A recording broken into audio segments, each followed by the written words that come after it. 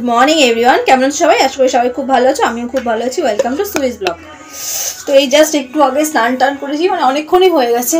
সকালবেলা আজকে ঘুম থেকে উঠেছি আমি একটু লেটে, মানে বাবিনকে আজকে স্কুলের জন্য ওর পাপাই ওকে রেডি করে নিয়ে গেছে। আমার শরীরটা এতটাই খারাপ লাগছে, মানে সকালে ভোরবেলা আমার আজকে উঠতে ইচ্ছা করছিল না। তো যাই হোক, ওরা পাপাকে স্কুলে দিয়ে এসে তারপরে উনি অফিসের জন্য বেরিয়ে গেছে, দিয়ে তারপরে ঘরের কাজ টাজ করলাম, স্নান করলাম, ঠাকুরকে পুজো দিলাম। তো যেহেতু আজকে ভোরবেলা উঠে ব্রেকফাস্ট কিছু বানাতে পারিনি, তো বেশি ভালো থাক আমি অফিস থেকে কিছু খেয়ে নেবো। তো বাবিনের জন্য তো ব্রেকফাস্ট বানাতে হবে, তো তার জন্য বানাবো হচ্ছে আলুর পরোটা। তো আলুটাকে আর কি সিদ্ধ করে আর কি ম্যাশ করে আর কি মশলা টশলা দিয়ে রেখেছি, ময়দাও মাখা হয়ে গেছে। তো ওকে স্কুল থেকে আনবো, তারপরে চটপট করে তো ব্রেকফাস্টটা বানিয়ে দেবো। তো চলো আজকে সারাদিন কী করছি না করছি সব তোমার সাথে শেয়ার করবো। আর যেহেতু আজকে ফ্রাইডে, আমি ফ্রাইডে আর মানডে শ্যাম্পু করি, তো শ্যাম্পু করেছি, চুলটা ভেজা। আর এই যে এখন চুল বাবা পড়েই গেল, এই যে এখন স্ট্রিক্সের এই সিরামটা আমি ইউজ করি। আমি যেটা হেয়ার অ্যান্ড কেয়ারের আছে ওটাও ইউজ করি, আর এটাও। তো চলো এখন চটপট করে রেডি হয়ে নিয়ে বাবিনকে আনতে যাবো।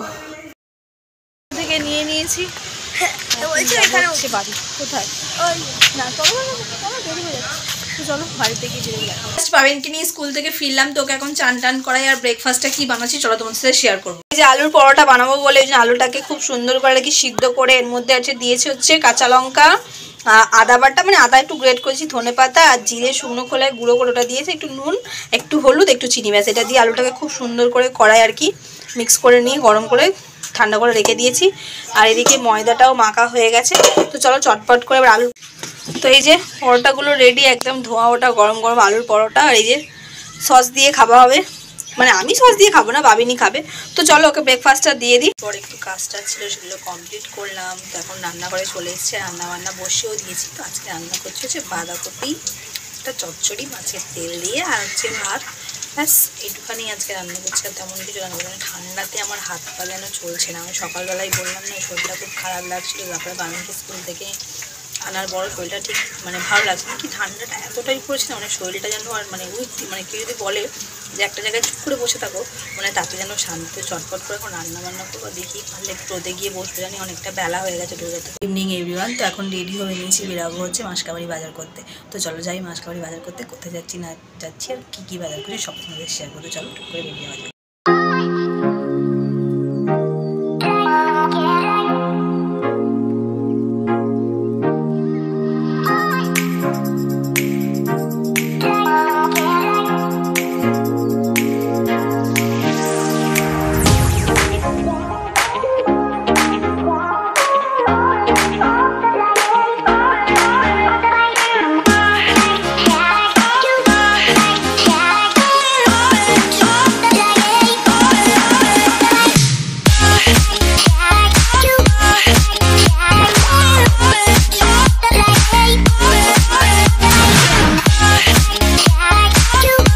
তো ফার্স্টেই চলে গেলাম ধাবায়। তো মিস্টার হালদার চালের দোকানে গেলেন, আর আমি এই দোকান থেকে টুকটাক কিছু নেবার ছিল, তো সেগুলো নিচ্ছিলাম।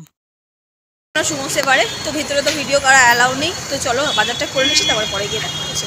এই যে মিস্টার হালদার, চলো যাওয়া যায়। আর আমরা যখন গেছিলাম মোটামুটি তখন 9:30 মতন বাজে, সেজন্য একটু ফাঁকাও ছিল। তো তারপর বাজার টাজার করা কমপ্লিট। আর ভিতরে তো ক্যামেরা অ্যালাউ নেই, আগের মাসেই বলেছিলাম। তো তারপরে বেশ ঠান্ডা লাগবে বলে ডাকুর মতন সেজে নিয়েছি, আর নিয়েছি 1 কেজি আর কি মাসকাবাড়ি বাজার করে বাড়িতে এলাম। আর কি বাজার করলাম না করলাম সেটা তোমাদের সাথে কালকে শেয়ার করবো, যেহেতু অনেকটা রাত হয়ে গেছে। আমি মিস্টার হালদার আজকে অফিস থেকে একটু দেরি করে ফিরেছি, তো ওনার এখনো কিছু খাওয়া হয়নি, তো তাড়াতাড়ি করে ডিনার দেবো। তো চলো খাওয়া দাওয়া করে নিই, ডিনার করে নিই। তো যাই হোক আজকেকার এই ছোট্ট ব্লগ যদি ভালো লেগে থাকে তো লাইক কমেন্ট শেয়ার সাবস্ক্রাইব করে সবাই সুস্থ থাকবে, ভালো থাকবে। আবার দেখা হবে কালকে। Good night, by.